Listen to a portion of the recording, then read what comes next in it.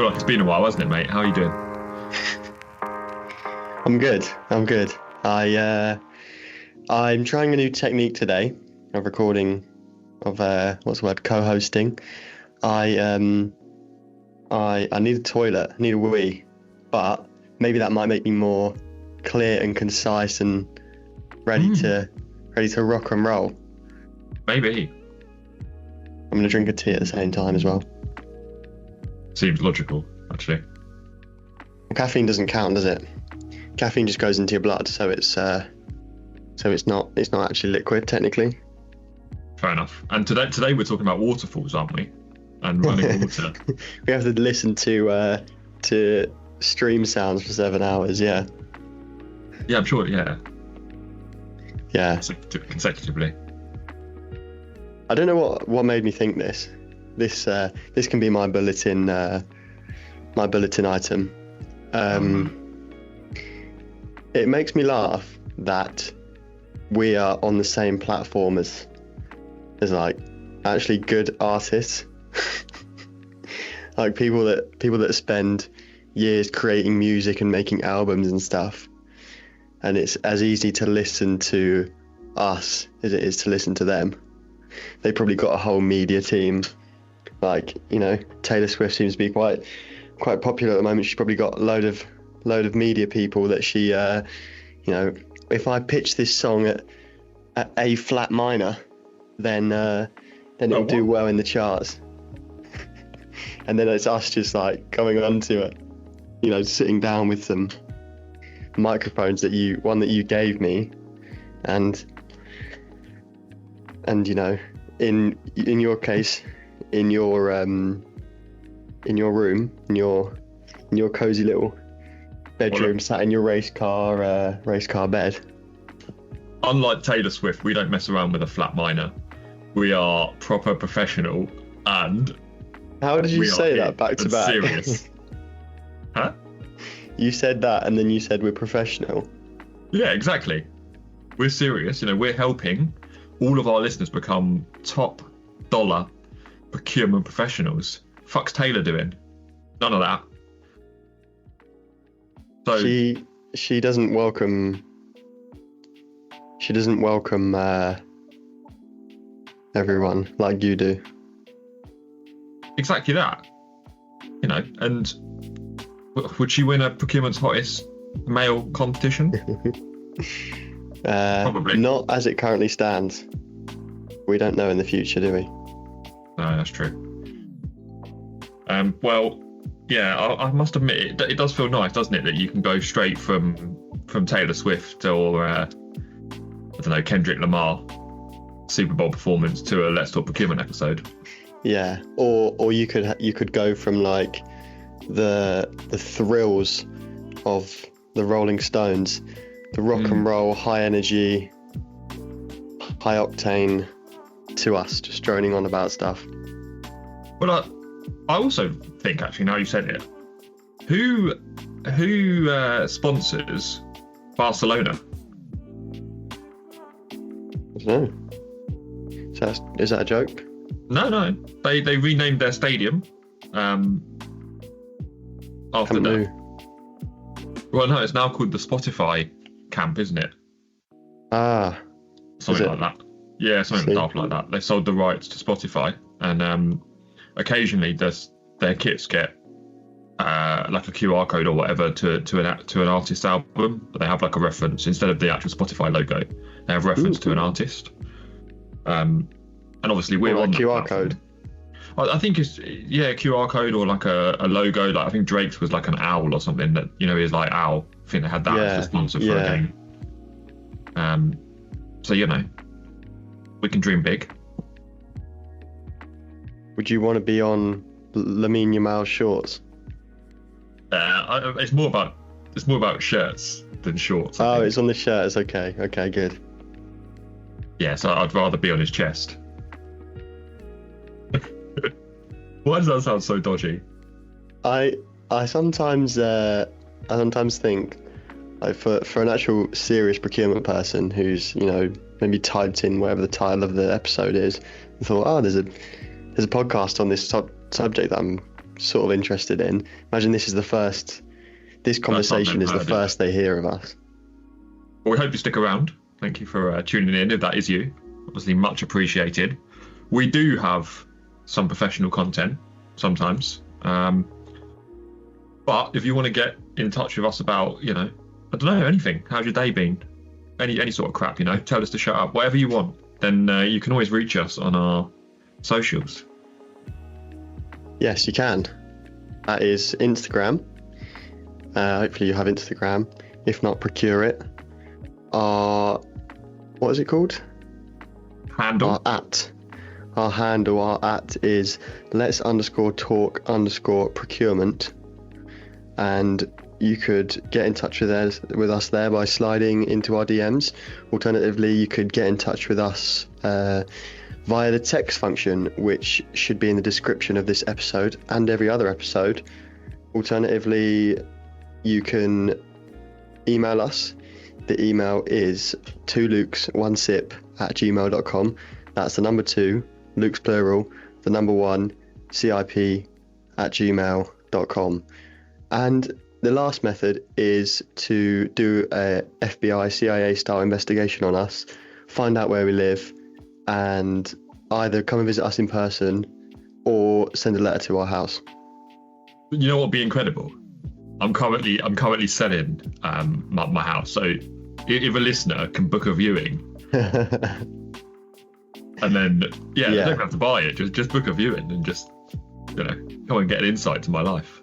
Maybe if it's a listener, and we'll have to qualify it by saying someone who doesn't know where you live currently. Oh yeah, that's fair. Maybe you just you get to exchange for, I was going to say for free, but there's no consideration in that, is there? For £1. £1, yeah, £1 house.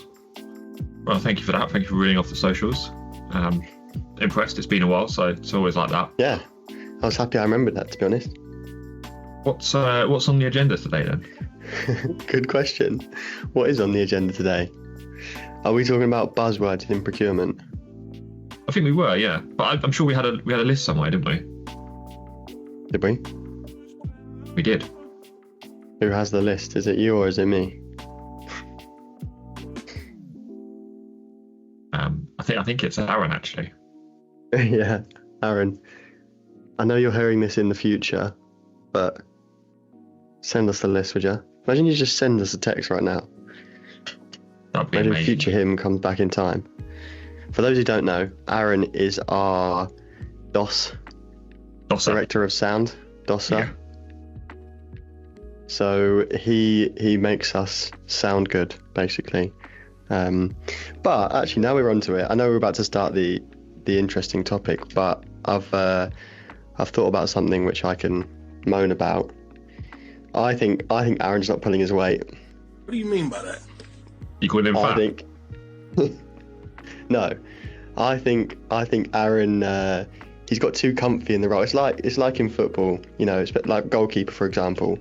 If you're the only goalkeeper in the club, you're going to become complacent. You're not going to be working hard to prove yourself week in, week out. I think we need to bring in a reserve editor, a reserve DOS. A backup DOSser. Yeah, a DOSser to the DOSser. No. Wait. I like that. So, are we allowed to say DOSser, by the way? Is that a swear word? No. Is that some sort of derogatory term? No. DOSser is literally someone who just sits around and does fuck all. Yeah. And that I'm saying that is what Aaron does. Yeah. So he's not. He needs to fight for his place, basically. Wow, that is outrageous. Aaron, I want you to prove me wrong this episode. Just go crazy with the editing.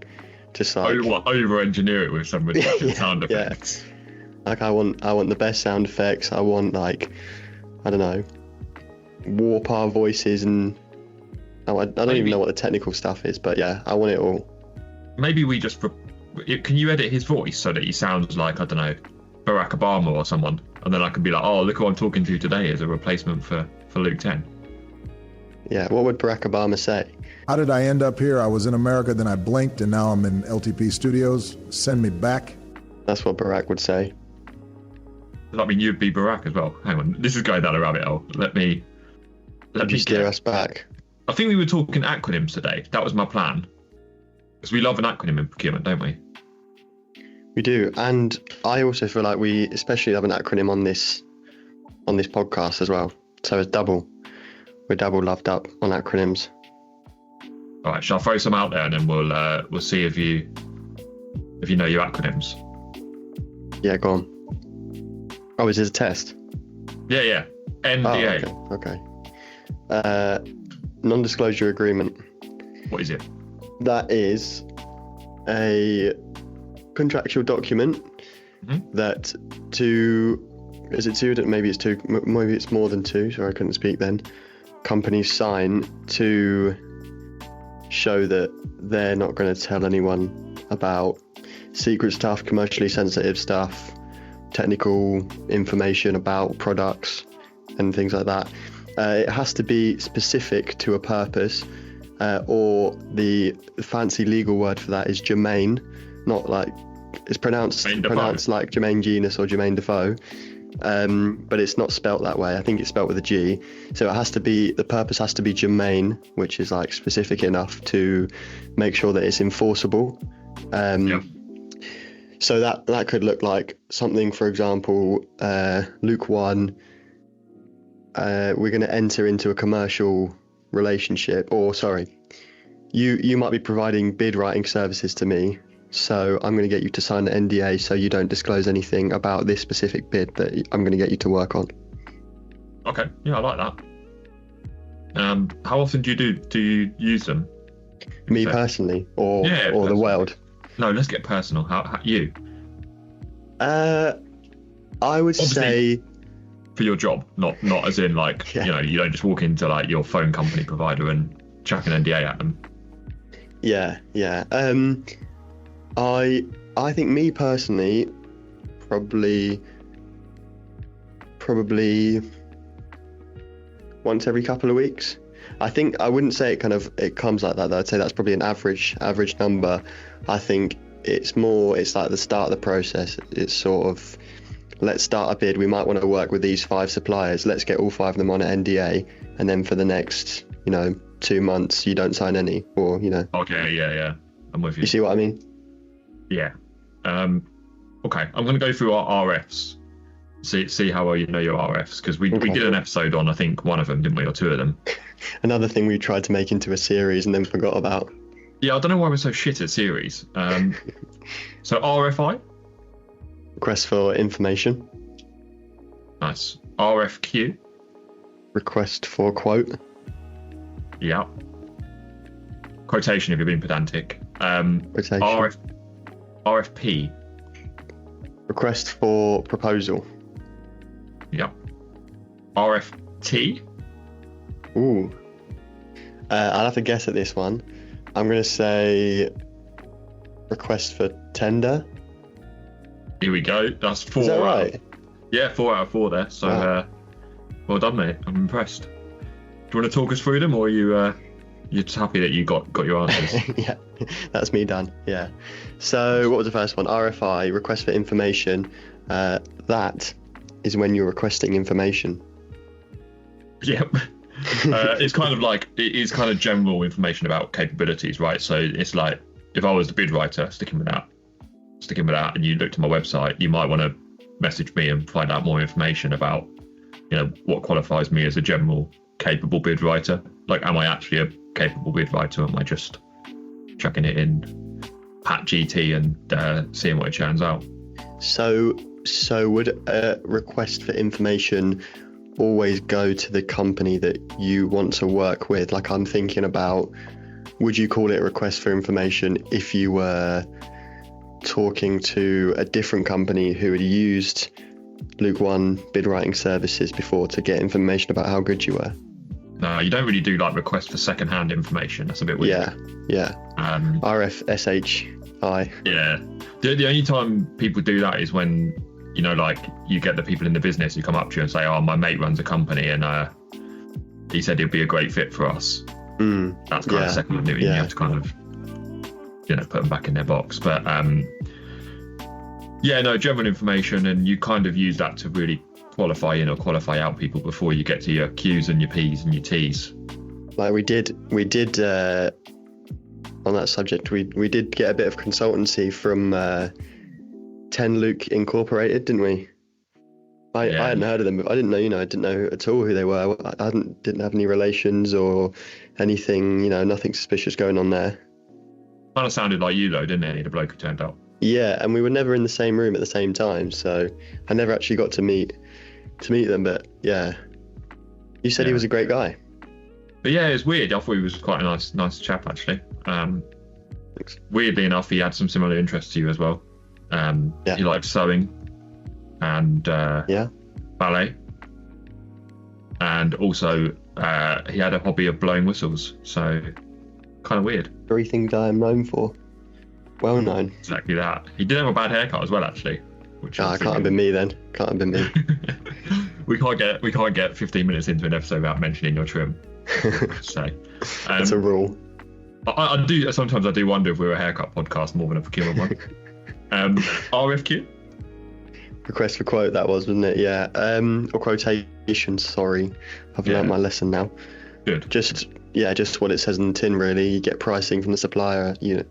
You might have had information. You might have requested information on their different product options or commercial offerings, and then you would request a quote for whichever one of those products you want. Yeah. What makes me laugh about this one is the business quite often view that we just go out and get quotes. So like an RFQ is basically all we do, and it's like, oh, you want this complex project delivered by this supplier, can you just go and get a quote? It's like, it doesn't quite work like that. If it's getting a bit more complicated, that's when you get your P's and your T's out. And I don't know if this is a subconscious thing, but digging into my soul, but when it is something quite simple and someone in the business says, can you just get a quote for that? It makes me feel a bit like, well, I could, you could, anyone could just. It kind of diminishes your value, doesn't it, a little bit? I did get an interesting one actually though. Again, slight tangent, but a woman with sight issues, and she needed a very specific keyboard with jumbo letters. That was quite fun. Was she happy with what you procured? Well, we had a bit of a hiccup because one of the suppliers sent through a brochure thing with a couple of options. Yeah, she couldn't see it, so that kind of didn't really materialise. I don't know where I'm going with this stuff anymore. That's the type of thing you hear about, like just awful process. If you're selling monitors for people, keyboards for people with sight issues, you're going to need to make the surrounding collateral available to them, right? It's just kind of like, did you not think about that? Yeah, and it was a bit like, I think that the actual person in the business kind of said, well, this is the one I would ideally like in the end, because obviously they couldn't evaluate everything properly and all that stuff. So, and it was so little value to me from a savings opportunity or a total cost value. So I just kind of went, yeah, all right, and got that exact model that she wanted. Because part of me thinks if a supplier is sending her a brochure that isn't considerate of her circumstances, we should question our suppliers. Really. Yeah, sure. Right, so we got RFT as well. Did you do any of those in your time in the public sector? No. Brilliant. I did not. I did ITTs. Oh, okay. Funnily enough, that's next for me. Well, let's start on that now because I want to know if they're different things. Because ITT stands for invitation to tender, right? Yeah. So, request for tender / invitation to tender, are they basically the same thing but with different ways of wording it? Yes, kind of. I think a request for tender is probably kind of smaller, like smaller public procurements. An ITT is more of a big thing, like higher higher value, larger scale, longer term sort of projects, typically. Yeah, that makes sense. Yeah, and ITTs tend to be a little bit more rigid in their kind of conditions. So they'll set out a bunch of parameters, and it's probably a bit more formal. So it might say, the contract is going to be these terms, and here's a copy of it, and X, Y, Z are the criteria for you to deliver against. Nice. So I've got some ones I want to throw towards you. Oh yeah. It's another I one. IP. Oh, we do love a bit of infringement of this. Intellectual property. That's right. And why would that be important to a procurement person? Well, we've got to protect it. We've got to, if we create it, we want to own it. It's all around, obviously, in this digital day and age. Sorry, he's just got up and just walked off. Like, how can you ask someone a question and then just disappear? I'm still here. I'm just adjusting the heating. Yeah. So intellectual property, right? You've got your background intellectual property, your foreground intellectual property, better known as IP. As a business, you've probably got your background IP, which is, your digital assets, things that you bring to a party. Not even necessarily digital, but your physical as well. And then foreground is something that you might be jointly creating with a supplier or a customer as a result of the contract. And typically, background IP is your own IP, and you want to protect that at all costs. Foreground IP is typically up for grabs. So if you're working for a public sector client, then you're probably going to end up giving them the ownership of foreground IP. But there are some situations where you might want to keep hold of it as well. What could be an example of back and foreground IP? If I'm bid writing, and I'm trying to stick with the bid writing example, the IP I'm bringing to the table might be a series of slides, that are used to present to SLTs, and are kind of they're my core templates. They're branded with my company name, and it's something I use quite frequently. The foreground IP equivalent would be, I work with the customer to populate a variation of those slide decks, and then that slide is then used by the customer to present it elsewhere or as part of their bid submission, and then they can obviously keep those slides and own them.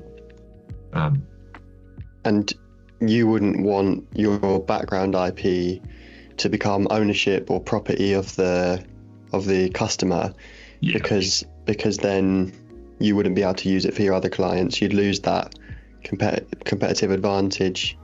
Exactly that, and I'm bringing these slides. They're for your use for this project only, not for you to then take as templates and go and sell or set up your own business doing the same thing, or just keen to protect that because that's part of my service package. Nice. I also realised I just mentioned another acronym in my answer. Did you clock it? Let me go back through the transcript. Of course. Mate, you're such a little gen whatever you are. Was it SLT? It was SLT, yeah. Oh, I'm glad you checked the script. Yeah, the script that we run through and read word for word. Any ideas on SLT? Slimy little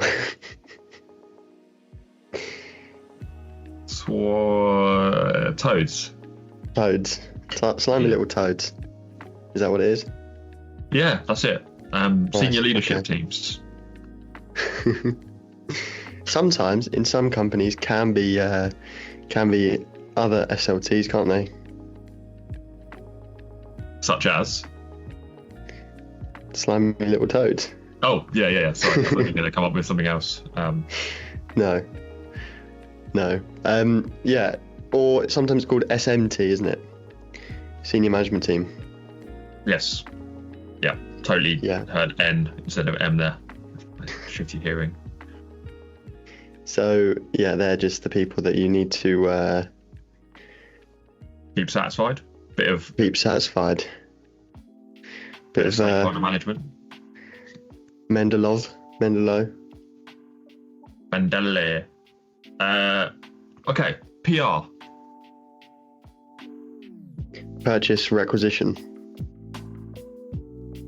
Yep. PO. Purchase order. How do they link in? Talk to me. So. Talk to me. I can explain it from what I understand at the moment, which is that on a system like Ariba, for example, sort of payment processing system, when you create a purchase requisition, that kind of sets up all the details and all the people that need to approve the spend of the money in the company. And then once that's gone through all the approvals, then something happens in the magical cloud to turn that into a purchase order.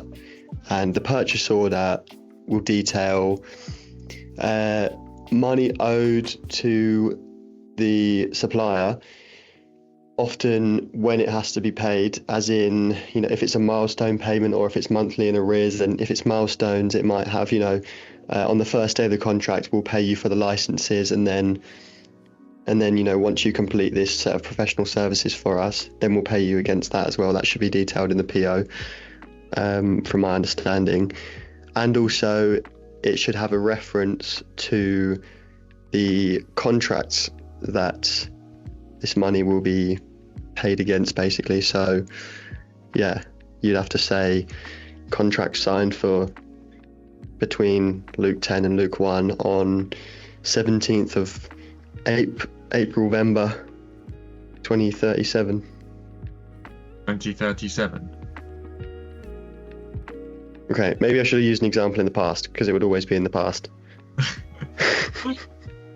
Well, it could be 2037 by the time we found a new director of sound. Aaron's quit, and now we've got no one to edit the pods. Yeah. That's quite a niche understanding, I think. Is that applicable to other procurement worlds? Yeah. A purchase request your internal governance and processes. You got different approvals or whatever kind of sits behind it, but it goes through your spend function or your finance function or whatever it is before it then churns out a purchase order. A purchase order is actually a binding instruction to the suppliers to go ahead and commit to price, quantity, and the terms that are wrapped around it. When I did work in public sector, as you suggested, we always used to say to the suppliers, don't make any commitments or spend any money that you're not willing to get paid back by us before you've received a PO. I think you're talking to and about war. Working at risk. Yes. And that's totally not an acronym that's ever used. But I thought I'd make it up on the spot and create a new one. There we go. We've just made life easier. So we, like most people, like to avoid war. Why is war bad, Luke Chen? This feels like it's getting towards that episode that we had to abandon. So yeah, working at risk, I suppose, if you think of it like going back to bid writing services, if you invest loads of time putting together those PowerPoints that you were mentioning earlier, and then for a customer without a signed contract and a purchase order, and then the customer says, oh, actually no, we're not going to use Luke 1 bid writing incorporated, then you've lost that money. There's no legal way for you to there's no legal way for you to get it back. I don't know why I said it like that. You could break into their factory and steal something of equal value. Smash their knees in. Or that, yeah. So there's no, you've got no way to get paid by them. Basically, they don't owe you anything until you get a contract and a PO, right? Sort of. You don't have a legally agreed basis, but you could end up going down the court route and, seeing what options you've got available to you to claim the money back if you've got reason to believe that you've received like an indicative warning to go ahead with the work, for example. Because somebody in your customer's business might have said to you, "Oh, don't worry, you're definitely guaranteed the purchase order," and they said that in an email, so you've gone, "Yeah, all right," and that's a reasonable kind of instruction then. So the circumstances can be different, but as a supplier, you shouldn't work at risk because you don't necessarily know if you're going to guarantee get the work, if you're going to get paid, like you say, if what you're being paid for and how you're being paid as well. And then from our perspective, from our perspective as the buyer, obviously if the supplier then comes in and, I don't know, puts a wet fork into a plug socket and just causes themselves injury or whatever, there's no agreement between you about kind of what they do in that situation, setting out the kind of liabilities, the just general processes and rules of engagement. There's no terms underneath it. Effectively, you've just invited a stranger into your office and they've just electrocuted themselves and probably half a dozen other people. Yeah, although you phrase it as a negative, well, I suppose it is a negative really, but there are some times where, due to whatever, people being off or governance delays or proc blocking or whatever, where the supplier might voluntarily say, especially if it's a company that you've worked with for a long time and they have trust that they will get paid and get things signed off, they will say, we'll work at risk for another week. If we haven't got the contract and PO by then, we're going to tell our people to stop. You kind of, for that sort of thing, you kind of look for like a letter of intent or something that just confirms that, while the terms are still working, we do instruct you to carry out some work. And, you don't have to have the full-blown contract as such, but if you at least have the principles of what you're going to agree, then where does that leave you in, for example, in the situation where you then don't sign a contract for whatever reason? Or is the letter of intent saying you have to at some point? Well, the letter of intent would probably set out what you're agreeing to pay and kind of just a generic engagement thing. So but within the next 2 weeks, we agreed that the terms will be complete. So in the meantime, at £200 a day, go and change your light bulbs in the office. We hereby instruct you to do so. But then you would still have to pay for that. Yeah, so if you cancel it, you still pay for what's happened. Yeah. The worst kind is when someone literally just rocks up, and the procurement function have never heard of this company, or somebody random has just instructed them to come and do something. They're not onboarded, they're not approved. They're from a banned country or whatever, and it just gets messy. Yeah, for sure. We did touch on another acronym during the explanation. Well, we didn't actually say it, but ERP. Is Ariba an ERP system? That's a question to you. It's a good question. Because Ariba is many things to many people. So, quick Google. And then we should go to the SM ones. No, SAP Ariba is not an ERP system in itself, but it's closely integrated with SAP's ERP systems like SAP ERP and SAP S/4HANA. Ariba is primarily a cloud-based platform focused on B2B procurement and spend management. So SAP is my bad for confusing the names. SAP is an ERP, which stands for? No. SAP's not an ERP. So basically, this what company... does SAP stand for? SAP, the company, has a bunch of different modules and products and things. So SAP Ariba is their procurement system. right? B2B procurement, business to business procurement portal. But they do have a product called SAP ERP. Okay. So you picked an absolute stinker here. It's got loads of different names, loads of different. And have we said what ERP stands for yet? What SAP stands for? No, I think SAP's the company name, so I'm not entirely sure what SAP stands for. It's probably like a French acronym or something like that. ERP, Enterprise Resource Planning System? Correct. Well, not the system part, but... Enterprise Resource Planning System, yeah. ERP systems, yeah. Yeah. Yeah. But ERPs are systems, right? Yeah. It's like saying something number, shortening it to football number. Luke 10 number. Yeah. Yeah. Luke 10. Yeah, Luke 10 number. Okay, moving on. About ERPs, or do you want to move on to another one? Yeah. ERP is the one we're not going to explain. What? Why not? Partly because it's complicated. It's a system that actually I don't know if I really 100% understand what the difference between an ERP system and a CRM system is. CRM focuses on customer relationship management, i.e. CRM, what it stands for. Yeah. Enterprise is supposed to be the overarching hub, so an enterprise resource management tool. Kind of probably where you're getting with Ariba is that, you know, you might have Ariba as an overarching ERP system, and then you've got your modules that you buy into it as, you know, SAP ERP or SAP Ariba or whatever, and you kind of then build them all in to get the full central hub that works for you. Yeah, so you'd invest in a suite of SAP products. Yeah, basically. One of them would be Ariba, one of them would be SAP CRM, one of them would be something else.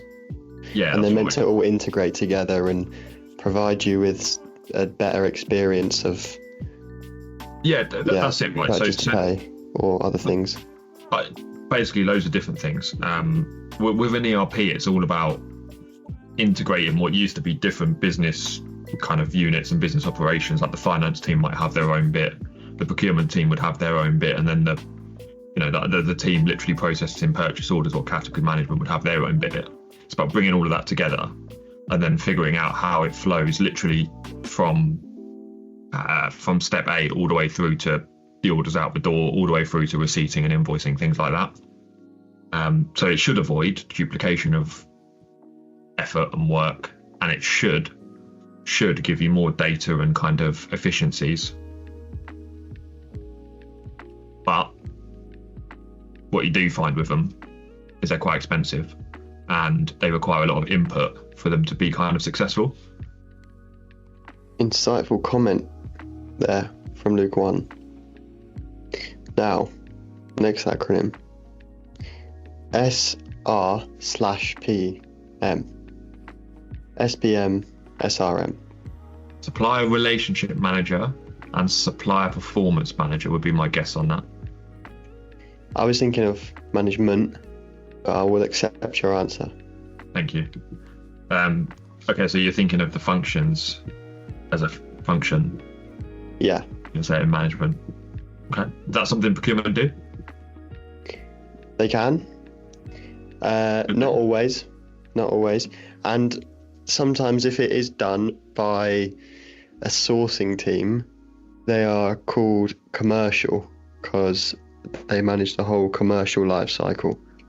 Yeah. Whereas sometimes procurement is just the actual sourcing of the product or service. Mm-hmm. In the traditional sense, I think procurement would do the sourcing and then hand it over to someone different, probably someone in the business who works with the supplier day to day or week to week maybe, who's going to do need to get this the right way around, relationship management. Mm-hmm. And then there might be a different person, maybe someone more senior, who kind of gets fed that information on a monthly basis and would go to meetings with the supplier to assess their performance, and that would be supplier performance management. Maybe you could include KPIs or SLAs in there. Yep. I mean, can't believe we've got this far without mentioning those two, to be honest. Interesting insight from you there, because you said you think that the performance manager might be more senior. Is that not your view? No, not at all. Okay. Not at all. For me, performance manager is normally someone who's close to the detail of the account, the technicalities of what that supplier is performing, right? So if I'm responsible for delivering 10,000 pencils a week or whatever, and they have to be a certain length and a certain sharpness, and then some narc comes in and tells me that my pencils were the wrong length, I'm only going to trust that information if it comes from somebody I know knows about the pencils, if that makes sense. So a supplier performance manager will be someone who can say, you know, all the pencils you sent were 99% accurate and 1% were, I don't know, missing the rubber on the end or something daft like that. But it would have to be from someone who can talk technical about the actual product as well. Which is where the SLAs and KPIs and stuff come in, and effectively, you're right, you measure them, you churn them out, and then you've either hit them or you haven't hit them, and you then have to agree how you resolve and how you kind of move and things. I wouldn't say that role's any less senior or any more senior. I think it differs for organisations. Supplier relationship management is taken seriously or less serious at different organisations as well. Some neglect it completely and then wonder why they don't have good relationships with suppliers. Some suppliers, some companies only bother with their kind of strategic suppliers, because you can't really do it with everyone if you're going to do it properly. It's a good shout out to our episode with medium-sized Nige. Yes, we did an episode on we did an episode on supplier relationship management with a supplier relationship manager. Yeah, and a very good one at that, a very experienced one. So if you want to know more about SRM, get over to that. I think it was in season 1. So we probably sound even less professional than we do now, somehow. You might not believe that's possible, but it's a good app. You should check it out.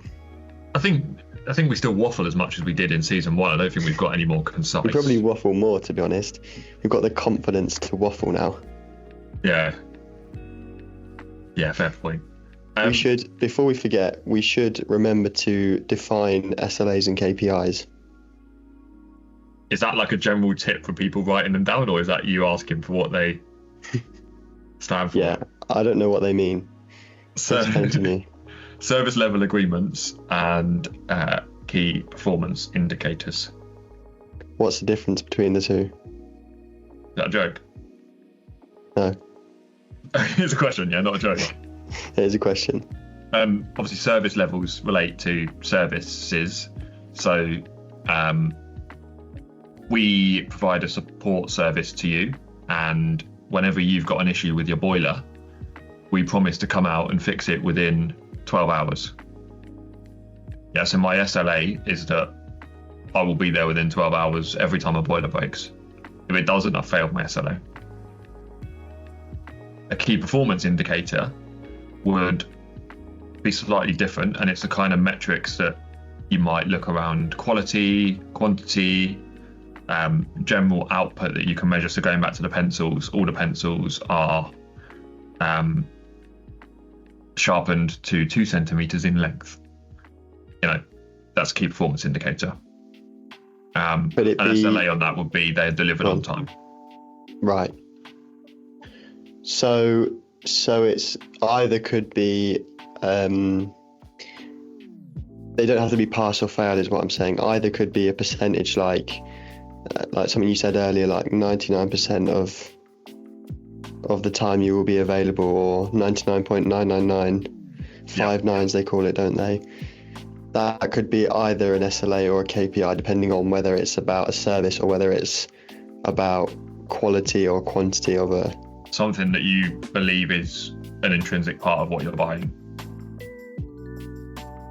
Yeah, so service level agreements are more about where, when, timeliness of it, if you're delivering something over and over again, how do you, I'm an auditor, I'm going to go and audit your accounts, but I'm going to do it every 6 months. So you might want an SLA to say that I turn up every 6 months and I audit the books.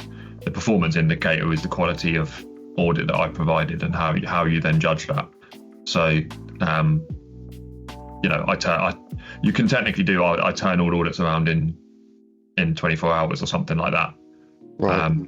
But a KPI might be a 1-page report is provided that gives enough detail on as a result of the findings of the audit. Okay.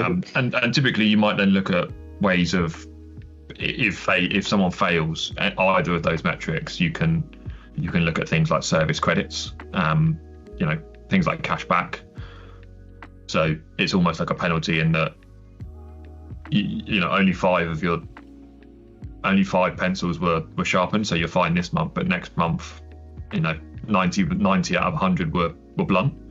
So then that way you then got an agreement that you're not going to terminate the contract because actually every other month you're fine, but for this month you're going to pay a penalty for it because you slipped.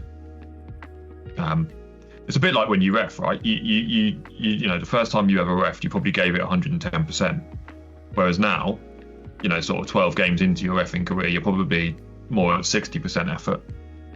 Over 12 games in, and I've lost hope. What's on a side note? What's actually no, I'm not going to say that. Right? Any more acronyms? Yeah, I've got two more. For you. First is BAFO, BAFO. Oh, we do love a BAFO. Best and final offer. So when would that be used? Typically, you set a deadline for a BAFO to be submitted to you, and you're effectively setting the marker to the suppliers to say, stop fucking around. This is your best, and this is your final price. We're not going to accept any more iterations of price. We're not going to accept anything different. This is the price you're committing to. And that basically just stops conversations going on and on and on. And if I know a supplier's given me their BAFO, I'm not then going to go and say, can you get a percentage off for me? It's kind of that. Yeah, that's not good form. Yeah, I might try, but we'll see. Do you have to tell suppliers, say for example, so you'd use it in a tender, right? Or maybe a request for quote. Would you recommend setting it out first and saying, we'll do this, then this, then this, and then we'll do BAFO? Yep. Or would you would? Yeah, so I mean, typically your final submission is your BAFO. You would probably make that clear in the tender, but if you've got a massive tender, you might have 1 or 2 rounds of submissions and you kind of fine tune it, and then you say BAFO. If you've only got 1 round of it, it's kind of obvious it's your BAFO, unless you're stating the winning bidder will then get to negotiate even more, but that's kind of not great practice. Yeah, cool. And then my last acronym for you is what we almost called the podcast Diary of a CPO. What does CPO stand for? Chief Procurement Officer.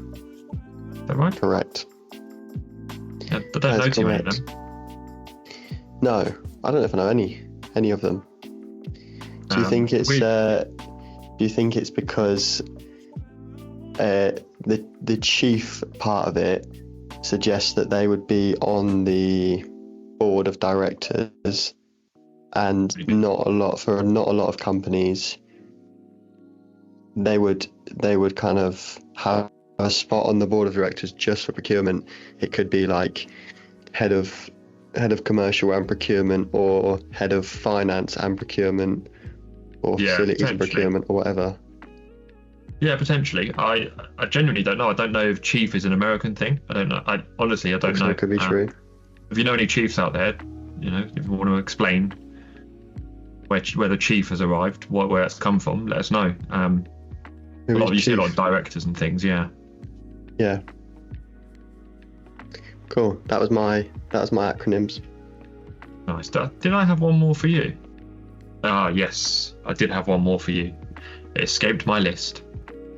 I'm in danger. Well, funny you say that. The acronym is BOMB. Ah. What you shouldn't discuss in an airport. Probably not, no, yeah.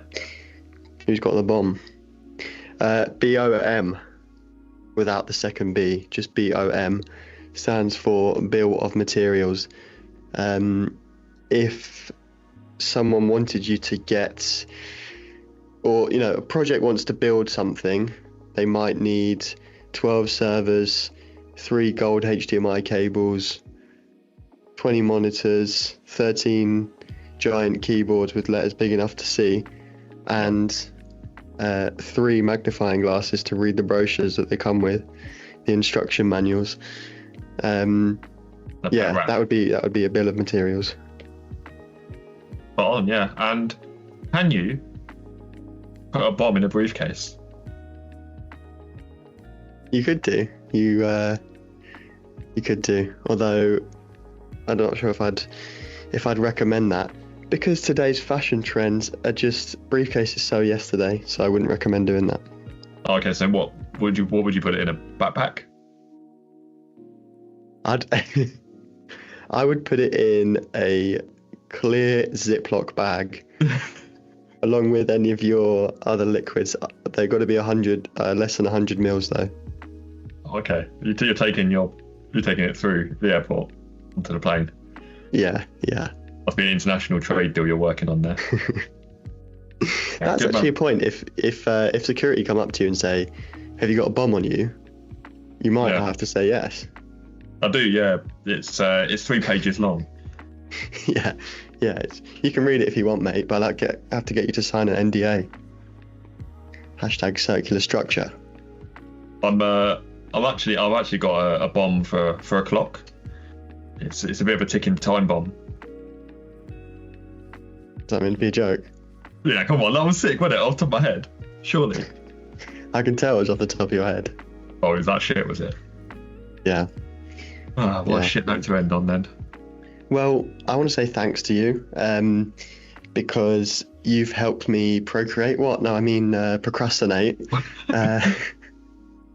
You've helped me procrastinate. I was meant to be writing my assignment, but instead I've been talking to you, and I've used all my brain power on the pod instead of the assignment. Well, if your assignment's about acronyms, you've hit the jackpot. Sadly, it's not. It's about category management, and a scathing, let me tell you now, a scathing episode will be coming your way soon about that assignment. Looking forward to it, because you kind of got a bit cocky after getting 60% in the last one. So I did. In the second one I got, yeah. Back to earth. By the time that comes out, the listeners will have heard about the third assignment. So thanks for your thanks that you're going to send me for saying that I passed. And yeah, this assignment is it's the hardest one so far by a long way. I think we need to record this soon then, while you're still frustrated about it, I think. Yeah, we do. And then we'll do the results for that. The first could be the first fail. Oh yes, very much could be the first fail. Get in. The longer you take, the longer we keep the email 2 Lukes 1 sip. So yeah. Although that's my motivation. That does mean that the more valuable the email address 2 Lukes 2 sips becomes, though. That's true. Might have to bid for it. We'll hire a new Luke and have 3 Lukes 2 sips. What if they've already got sips? They ain't getting a job then, are they? They're only allowed.